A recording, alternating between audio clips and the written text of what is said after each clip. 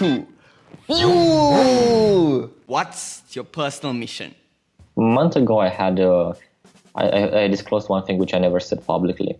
Okay. I disclosed it to the press. I was actually born in a family where both of my parents have locomotive handicap. So I really grew in a very different environment. Sure. And seeing my parents struggle through whatever they were doing really motivated me a lot. And seeing them that they were successful at some point at least, and seeing them being successful despite of their handicap really, really motivated me and showed me that they led by example that you can do anything you want to. Because despite their handicap, they were able to do quite a lot of things. So that's how it all started. And then it was just technology. Technology came along, computers, robots, everything. And I just love building things. I just love having an idea and transforming it into something you can touch. Yes. And it's something I just love incredible. There's nothing I love more than seeing and transforming something which you think about to something which does a purpose. Oh, I love. And creating meaning with the things I have. Yes. Actually, a lot of people ask me, do you have any free time? And I say, I have all the free time I want. I do exactly what I want. Oh. But it just happens that what I want to do is to make sure that I push technology and everything forward to really create a meaning.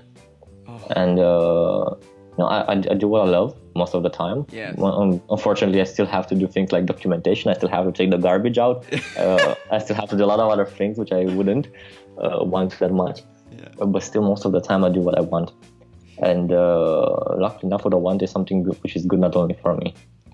So I don't know exactly what drives me right now. I just, when I have an idea and I know it's a good one and I know it can affect a lot of people in a good way, yes. I just want to do it. I think Bill Gates said something like, if there's a problem and you really have a good solution, you just want to go for it. Yes. And that's what I do.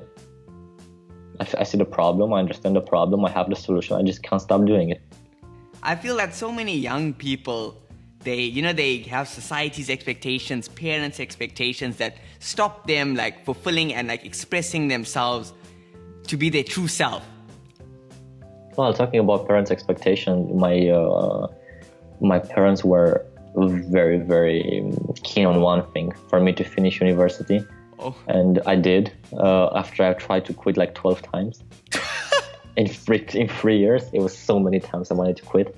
But the day I graduated was one of the happiest days in my life. Oh. Even if I didn't see the value back then, yes. It was really one of those days when I thought of, okay, 3 years of incredible struggle. In university, I wrote my first book. In university, I founded a company. I founded Lumen in university. Oh, so many other things I did in university except university. Yes. And with all those things, all those sleepless nights, in the end, it's done. I have my diploma, and I was like, yes. I'll never do this again. But I'm just the happiest in the world. I did it. Oh. And my parents were there, so at least I made them proud of something. Yes. Parents' expectations. I had to go through those. So Cornel, even I also have a love for learning, but I noticed a lot of my friends at university, they'll just stick to what's in the curriculum, then they'll watch TV, go out, that's it. So how could you maybe encourage like other young people to like learn more? Well, I was always curious. Yeah. So I cannot tell other people how to become curious. I don't know how can I teach somebody to be curious. Okay. But more and more technology, everything is helping us to make things easier for us and also make learning easier.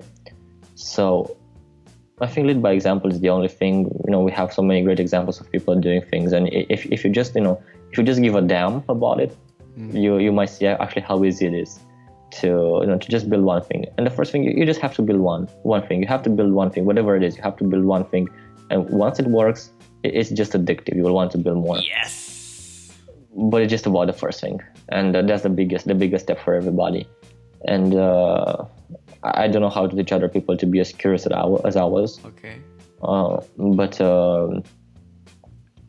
generally, let me put it another way.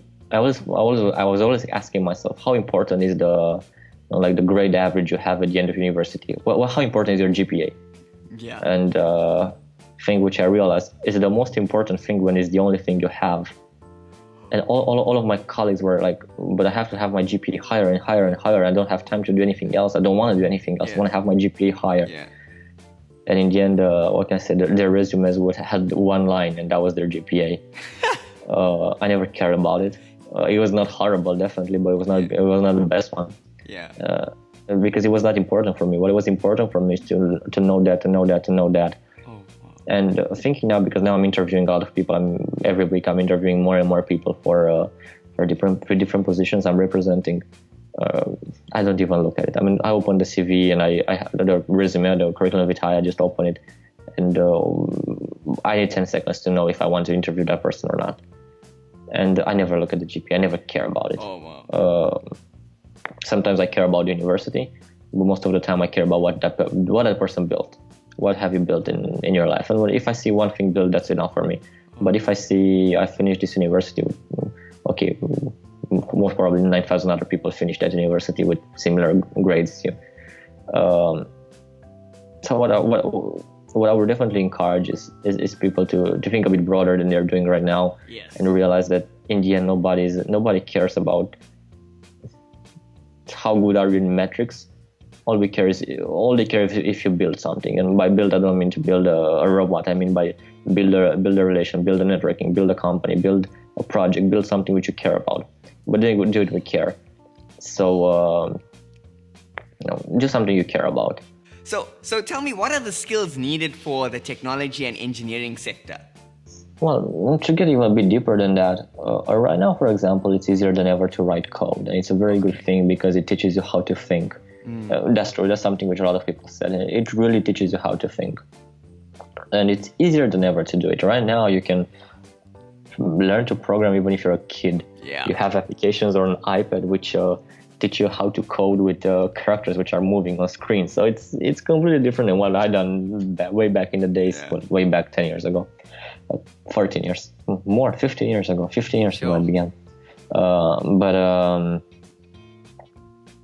that's really the top level of it. That's really learn how to code, learn how to think. That I recommend everybody to learn how to code, at least basically. At least they know how to think and how to take things in structure and in order. But that's just the top level. You can go into software design or creating apps for smartphones or whatever. What I love more than that is actually making physical things like hardware which moves. And what I love most than anything is the combination of software and hardware, because you can have the hardware to do things and you can have the software telling the hardware what to do.